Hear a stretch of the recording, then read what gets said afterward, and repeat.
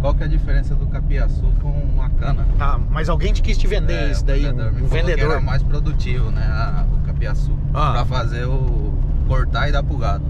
Beleza, e a gente tem visões técnicas aqui. Vou deixar o Matheus falar. Fala aí, Matheus, o que você pode falar um pouco aí sobre estratégia? Os dois na verdade são capineiras, né? Os dois são capineiras. Assim, em qualidade nutricional, o capiaçu, se a gente focar só na parte de proteína e energia, ele vai entregar um pouco mais de nutriente que a cana. Principalmente ele entrega mais proteína que a cana. Só que o capiaçu ele tem dois problemas centrais. O ponto ótimo de corte dele não é o ponto ótimo de conservação para ensilagem. Então quer dizer, você tem que deixar ele crescer mais, você tem que deixar ele passar mais para você conseguir conservar ele. E no final das contas, essa passada vai fazer com que ele perca muito valor nutricional. E a época do ano de corte dele é uma época de desafio, que é a época de chuva. Então muitas vezes você não consegue cortar ele certinho porque tá chovendo e a chuva tá prejudicando passar a máquina ali, você não consegue fechar o silo rápido porque vai chover, enfim, é um transtorno. A cana você já não tem isso, você corta ela na seca e você pode deixar ela um ano lá plantada para depois você vir cortar. O capiaçu não. O capiaçu você tem que cortar 3 a 4 vezes no ano, então são 3 a 4 operações. Então o que acontece? A propaganda do negócio é muito bonita. Porque ele produz muito bem. A propaganda é bonita, mas a hora que você começa a avaliar o todo, a gente tem que avaliar se realmente é a melhor estratégia. Porque ambos são volumosos, né? Que nem ele fala, capineira é volumoso. É um recurso de produzir volume de comida para quem não tem. Quando que a gente não tem? Na época da seca. Então, lógico, também tem gente que não tem comida nas águas. Mas o nosso problema é pensar na seca. Aí o cara fala, você tem que usar o capiaçu produz mais. Tá, ele produz mais. Só que a hora que você corta, e aí todo mundo fala que a qualidade nutricional é melhor, né, Matheus? Só que a hora que você vai cortar, se você cortar ele na época que ele é o produto ideal, fala o melhor ponto de proteína, de energia, ele tem muita água, não é por isso? Aí, a matéria seca dele é muito baixa, então ele não conserva. Então se você... Isso, é isso que eu quero explicar. Por que e se eu cortar no ponto ideal, o que acontece? E se você cortar ele se você cortar no ponto ideal, ele não conserva. A água no silo, cara, escorre, vira um podrão lá. Vira um churume. Um churume. Churume de lixo que escorre, sabe? Aquele podre. Então, aí você, pra não ter esse problema, você tem que cortar ele mais velho. Mais velho, ele perdeu o potencial nutricional que ele tem. Tudo bem, ele produz muito. Maravilha. Só que aí vem um outro problema, que é o que o pessoal não fala. Ele é uma planta que o ponto de corte dela é no período de chuva, no período das águas. E não é um corte só, são sucessivos cortes, são 3, 4 cortes. Então, em vez de você falar assim, não, eu venho aqui, corto tudo, ensilo e acabou meu problema, tá tudo guardado a minha comida. Em uma semana eu já produzi o meu estoque, por exemplo, que é o que nós fizemos em várias fazendas de clientes. No capiaçu você tem que cortar, passa 40 dias, você tem que cortar de novo, passa mais não sei quantos, corta de novo, passa mais não sei quantos, corta de novo. E durante essa época desses cortes, chovendo, a tua lavoura lá, ou o lugar da capineira, com barro, se você tá fazendo uma operação agrícola, de uma planta que é tempo dependente. O que é tempo dependente? Ela tem um momento certo de ser cortada. O clima e a situação de trabalho, ela não é uma luva perfeita.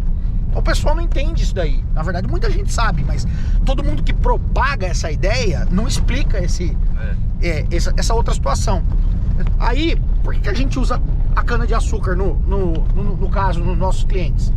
Por tonelada de matéria seca, ela é uma cultura barata, o canavial. E qual é a vantagem? O ponto de corte da cana ideal é na seca. Quer dizer, cara, você tá 30 dias sem chover, vamos lá cortar. Ou vou ligar pro cara, por exemplo, o cara que tem a máquina, às vezes não é você. Vou ligar pro cara cortar. O cara não pode vir cortar hoje? Pode vir semana que vem. Ela não perde aquele ponto de corte. Não é isso daí, Matheus? É isso aí. A cana conserva muito o ponto de corte dela. E outro ponto que é importante. Quem conserva silo é amido, é açúcar. O milho, o sorgo tem o amido que vai ajudar a conservar. A cana tem a sacarose. A forragem, ela vai ter a celulose, mas não é um amido, não é um açúcar, desculpa, que fermenta rápido.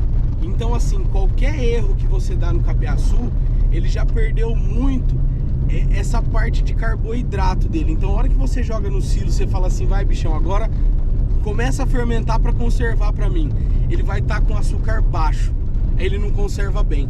Aí você vai ter que jogar muito inoculante, ou até em algumas situações você vai ter que jogar, por exemplo, uma quirera de milho, alguma coisa, para fazer aquele silo conservar, para fazer aquele silo fermentar e conservar. A cana não tem esse problema, o açúcar tá lá, a sacarose tá lá, ela fermenta muito fácil. Então é muito mais fácil conservação. Você tem muito mais margem para erro em relação a conservar o capiaçu ou uma silagem capim, por exemplo. Entendeu? O capiaçu não é diferente de você cortar, por exemplo, um Mombaça, sei lá, um Tanzânia para ensilar. Não é verdade? Você ensilar forrageira é complicado, cara. Tem uma operação mais delicada. A cana, no caso, você consegue concentrar esse trabalho. Você tem uma janela de trabalho na seca. Você tem uma janela de trabalho muito maior. Não deu pra cortar hoje, corta amanhã. Se não deu hoje, corta mês que vem. Você pode fornecer in natura, você pode fornecer ensilado também. Não perde ponto. E então, quando a gente for chegar, por exemplo, ali na Estância Nicolas, fazendo planejamento com você, vamos optar pelo capiaçu ou vamos optar pela cana? Eu vou te aconselhar a cana. Eu vou te aconselhar sem dúvida nenhuma a cana, por ser uma operação que você tem essa maleabilidade muito maior. Agora vamos perguntar pro Matheus uma outra coisa. Matheus, eu tenho o silo dos dois, o silo da cana e o silo do capiaçu. Vamos falar que os dois foram muito bem feitos. Pode defender, pode meter pau, tá? Mesmo na cana. Explica pra mim a relação da qualidade do produto, enfim, a conservação, o uso, o que você pode agregar? Se os dois eles forem feitos no momento que a planta pede para ser feito, o capiaçu vai entregar um valor nutricional maior. E o que isso quer dizer? Na hora da gente balancear uma dieta, seja pro sequestro, que é o tipo de confinamento que a gente está fazendo nos clientes, ou se for um confinamento de alto desempenho, o capiaçu ele tende a entregar um ponto maior de nutriente, o que vai precisar de uma complementação, né? Uma complementação bem menor.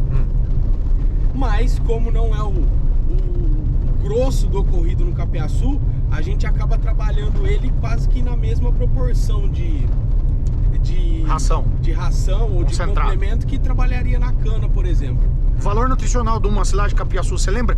Mais ou menos aí, eu sei que muda muito, porque de acordo com o cara fez. Mas o capiaçu ele consegue entregar aí uns seus 7, 8% de proteína. A cana entrega 2, 3. Tá. Então assim, ele vai entregar um pouco mais de proteína, ele entrega um pouco menos de energia, e se ele for cortado no momento certo, ele vai entregar uma fibra um pouco menor, que vai facilitar também a ingestão dele.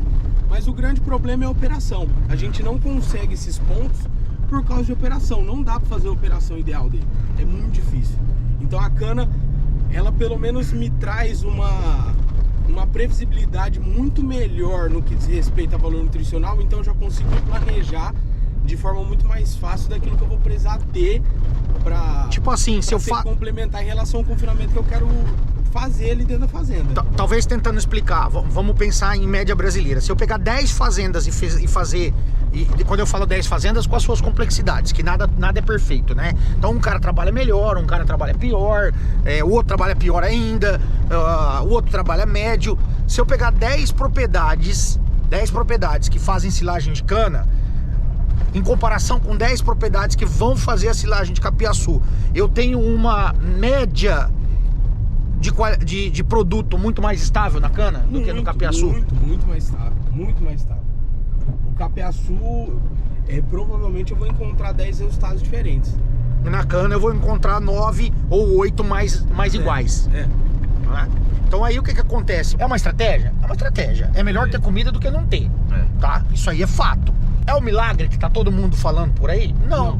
Não é um milagre. O problema é que tá todo mundo falando. O Curumim, como chama aqueles outros que eles estão lançando? Eu tô falando em termos de pasto. Toda hora tem um milagre novo no mercado. As empresas estão falando agora é esse, agora é aquele. Cara, vou te falar sincero. O pessoal inventa demais, cara. O produtor rural, ele trabalha errado, ele não planeja a taxa de lotação, ele não planeja o recurso forrageiro, ele não dá descanso pra planta dele. E daí ele fica gastando tempo e dinheiro inventando ou caindo nas armadilhas, porque o mercado só inventa porque tem um idiota. E aí essas armadilhas estão aí, o cara fica fazendo, tem um altíssimo custo operacional. Por exemplo, aqui, ó, hoje, vamos conversar da propriedade de vocês. Nós estamos usando cana? Não. Não. Nós estamos usando capiaçu? Não. Nós estamos usando silo? Não. Nós estamos usando feno? Não. E nós estamos ganhando dinheiro. Por quê? Porque nós ajustamos. Pra trás você já usou. Até feno você já usou. A fazenda vivia apertada, rapava, tal. Hoje, aonde que tá a grande coisa? A gente trabalhou na base. A gente trabalhou no pasto. A gente tá usando certo recurso que você já tem. Quando que nós vamos precisar dessas estratégias? Talvez ano que vem? Tudo bem, vamos começar a pensar. Você mesmo tem que falar, vamos subir o próximo degrau, a fazenda já tá beleza. Marcelo, que tal se a gente começar a plantar um canavial, ou seja o capiaçu, seja lá qual for a estratégia que a gente vai decidir, vamos fazer uma área, podia ser feno, com algum tipo de planta para fazer feno, vamos fazer uma área pra gente ter reserva de alimento para o período crítico? Pô, nós vamos ter que pensar nisso. Nós vamos ter que pensar nisso, mas num processo de intensificação, não num processo de emergência. O caro é você trabalhar com tecnologias caras, com tecnologias de alto risco, com tecnologias de alto custo, para tampar buraco de emergência. Agora, quando a gente usa as tecnologias para o processo de intensificação, a conta já está toda definida. A gente vê a viabilidade. Então essa é a grande sacada. O cara tá te vendendo ali a ideia do capiaçu. Cara, vai servir para um monte de gente, porque para quem não tem comida, qualquer coisa que ele for fazer vai ajudar. A um custo muito alto, mas vai ajudar. Coisa que ninguém faz conta. Talvez nem tenha lucro. Agora, para nós que vamos fazer a coisa dentro de um projeto, aí nós vamos falar quais são os pontos positivos e negativos. E agora você entendeu então que a gente não vai usar.